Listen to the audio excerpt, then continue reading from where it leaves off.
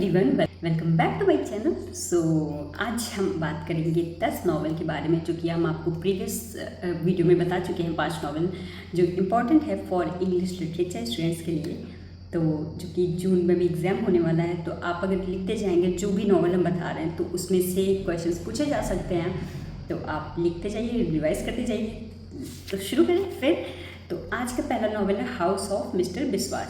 ये किसने लिखा था? ये वी.एस. नैपॉल ने लिखा था, ठीक है। और इसमें सबसे कॉमन क्वेश्चन ये पूछा जाता है कि बिस्वास के कितने फिंगर्स थे? तो बिस्वास के 6 फिंगर्स थे। ही हैज़ 6 फिंगर्स, ठीक है।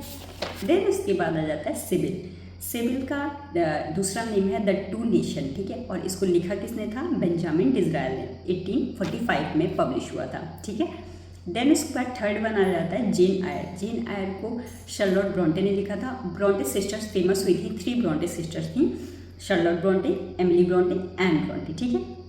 जिसमें से कि जेन आयर जो नॉवल थी वो शार्लोट ब्रॉन्टे ने लिखी थी एंड ये 1847 में लिखी गई थी, ठीक है।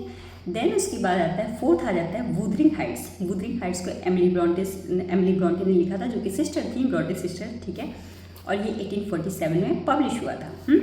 देन उसके बाद आ जाता है, और ये वुदरिंग हाइट्स में जो हीरो का नाम था वो हीथ क्लिफ था।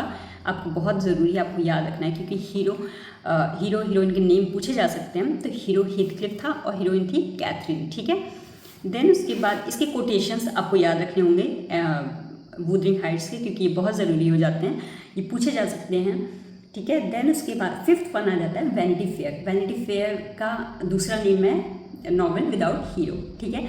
और इसको विलियम मैकपीस ठाकरे ने लिखा था। 1848 में लिखा गया, 1848 में पब्लिश हुआ था। देन उसके बाद आ जाता है डेविड कॉपरफील्ड। डेविड कॉपरफील्ड हमारा मतलब चार्ल्स डिकेंस की नॉवल है। और आपको चार्ल्स डिकेंस की क्रोनोलॉजी में आप अगर ऑर्डर वाइज याद कर लें उनके वर्क्स, तो बहुत ज़रूरी है, क्योंकि चार्ल्स डिकेंस के रैंड फ्रिक्वेंटली पूछे जाते हैं नॉवल, ठीक है। तो हमारी ये हो गया। देन आता है स्कारलेट लेटर। स्कारलेट लेटर नैन्थियन हॉथरॉन ने लिखा था, जो कि 1850 में पब्लिश हुआ था, ठीक है। और इसमें सिंबल ऑफ ए, इसमें पूछा जाता है कि स्कारलेट लेटर में जो ए है उसका सिंबल क्या है, उसका मीनिंग क्या है। तो उसका मतलब है एडल्टनेस, ठीक है। देन उसके बाद आता है Moby Dick. Moby Dick Herman Melville की है। इसका बहुत इंपॉर्टेंट है कि इसमें हमेशा मैच द कॉलम में पूछा जाता है कि मोबी डिक किसने लिखा है। तो हरमन मेलवी की मोबी डिक नॉवल हो गई, 1851 में पब्लिश हुआ था। देन उसके बाद आ जाता है the moon stone. Moon stone Wilkie Colin की है। इसको बहुत ज़्यादा नहीं आपको डीप में जाना है, इसमें बेसिक है सिर्फ कि द मून स्टोन किसने लिखी थी? विल्की कॉलिन ने। और ये पब्लिश कब हुई थी?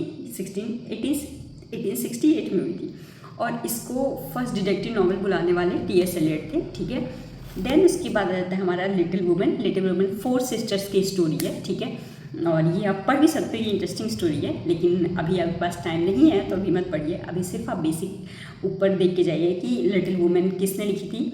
लिटिल वुमेन लुइस मे अल्कॉट ने लिखी थी, ठीक है। और ये 4 सिस्टर्स की स्टोरी है, और ये 1868 to 69 में पब्लिश हुआ था, ठीक है।